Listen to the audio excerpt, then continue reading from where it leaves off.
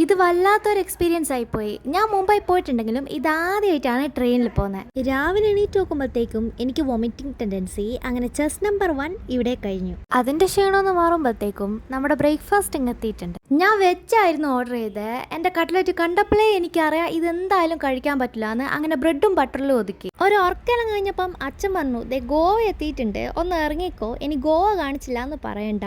നമ്മുടെ കമ്പാർട്ട്മെന്റിൽ അധികം ആൾക്കാരൊന്നും ഇല്ലാത്തതുകൊണ്ട് ഞങ്ങൾക്ക് ഭയങ്കര ലാവിഷായിരുന്നു. ഒരു കോഫിയെല്ലാം കുടിച്ച് പിന്നും കിടന്ന് ഉറങ്ങി കഴിയുമ്പോഴത്തേക്കും ദേ ലഞ്ച് ടൈം ആയിട്ടുണ്ട്. സംഭവ ബഹുലമായ വിഭവങ്ങൾ ഉണ്ടെങ്കിലും അതൊക്കെ നമുക്ക് കഴിക്കാൻ പറ്റണ്ടേ.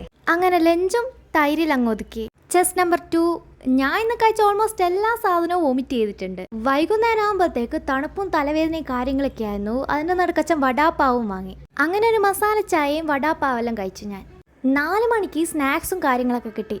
എന്ത് കിട്ടിയിട്ടെന്താ, ഇതൊക്കെ കഴിക്കാൻ പറ്റിയൊരു സാഹചര്യം കൂടി വേണ്ടേ. അങ്ങനെ ഫാലിമി മൂവിയെല്ലാം കണ്ടിരിക്കുമ്പോഴത്തേക്കും നമ്മൾ ഡിന്നർ എത്തിയിട്ടുണ്ട്. ഓൾമോസ്റ്റ് എല്ലാ ആൾക്കാർക്കും ഫുൾ ആയതുകൊണ്ട് 2 മാത്രമായിരുന്നു വാങ്ങിയത്. സ്റ്റേഷനിൽ എത്താനായാലും നല്ല രസമുണ്ടായിരുന്നു കാണാൻ ഈ ഫ്ലാറ്റിൻ്റെ ലൈറ്റ് ആയിട്ട്. അങ്ങനെ നമ്മൾ അപ്പാർട്ട്മെൻറ്റിലേക്ക് എത്തി. അപ്പം ഇന്ന് അത്രയേ ഉള്ളൂ. ബൈ.